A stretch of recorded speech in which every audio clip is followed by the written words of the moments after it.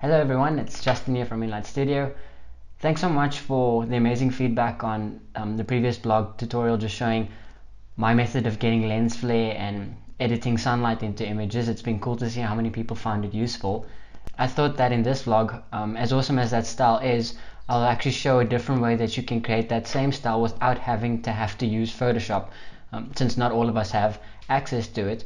But with enough editing and enough apps, you could actually create something just like that using nothing but your phone. So today I'm going to show you another way that I get that same effect using nothing but this.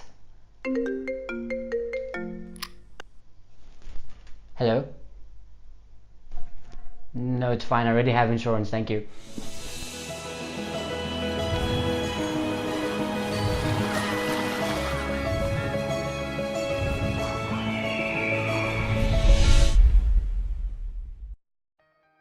So here we are on my phone, and I'm just going to show you the image that I'm going to use as an example. This is one of a friend of mine that we took while we were missioning out, and this is after all the edits, and everything on this photograph is done completely on my phone using various apps. So I'm just going to show you, this is the before shot. This is what it looked like before any edit. So pretty clean. I've obviously made this very dramatic, more than what I probably would edit, but it's just to show you a good example of what some of these apps can do and how much you can actually achieve with using nothing but your phone. So that's before, that's after. Cool. So let's get started. So an app that I use to layer over lens flares and light hits and things like that, similar to the way we would do it in Photoshop, is this one over here. It's called Lens Distortions. It is a free app. If you have a look at some of the examples, it shows you it's got light hits and mist and various different layers that you can composite over your photograph, so it makes it very easy for you. As I said, it is free, but there are add-on presets or additional lenses and things that you would have to purchase, but you could probably do quite a lot with using just the free version already. But it's amazing. I highly recommend using it. So let me show you my method in editing with it. Let's go to the app, and then we're going to start off with the default shot, and as you can see here, a bunch of different presets that you can apply to the image. Some of them I've already purchased, but you would have this plus sign next to it here for being able to buy them if you would like to, but we can just use the default one. So the first thing I'm going to do is I'm going to add a lens flare, like using this one, and this can be moved around. It's already keyed out, so everything fits into your shot with transparency automatically. So you can scale it, pinch to zoom, move it wherever you like. So I'm going to put it over there. You can also rotate this just to fit how you like. You can change all the settings, so opacity can be dropped, the brightness, contrast, the saturation. You can even change the color of it if you don't like what color it is, or if it needs to fit better into your original shot. So I'm just going to drop the opacity a little, and then I'm going to soften it slightly. I'm going to show you if it goes all the way, it blurs it and just makes it sharp again. So I soften it slightly just so that it doesn't look too unrealistic and like it doesn't actually belong in there because it's so sharp.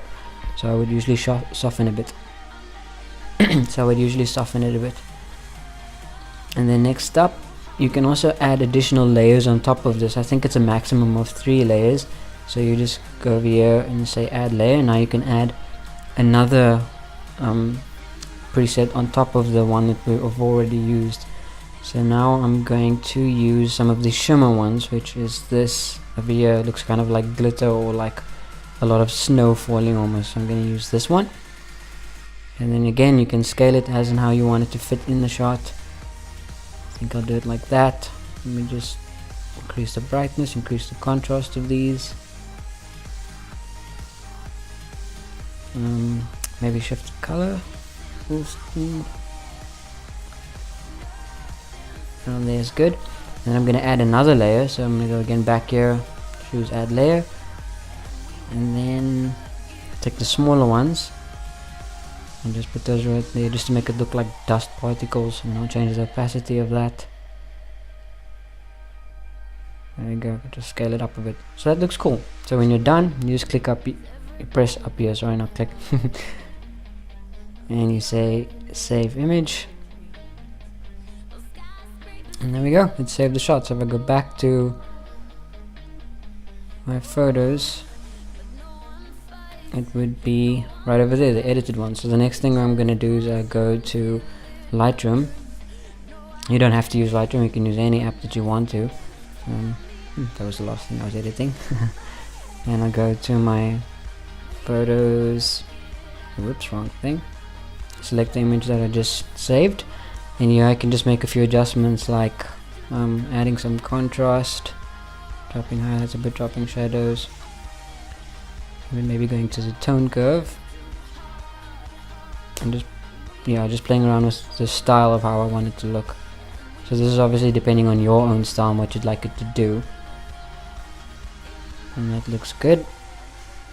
I'm going to save that.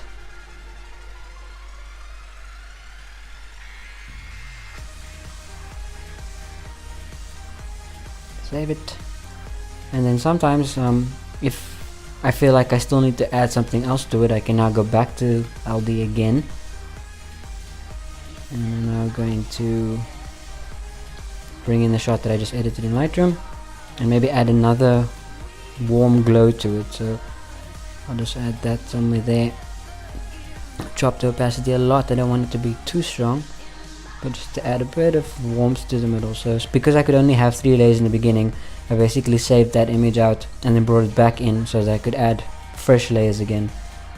So just about there we go, and then save it. And that's all there is to it basically. Like with a few couple steps you could create those exact same effects that you would have to do in Photoshop, and you can now actually do it with something as simple as a few apps on your phone. So yeah, I hope you guys find it useful, and I hope you create some awesome imagery with it. Thanks for watching, I'll see you next time.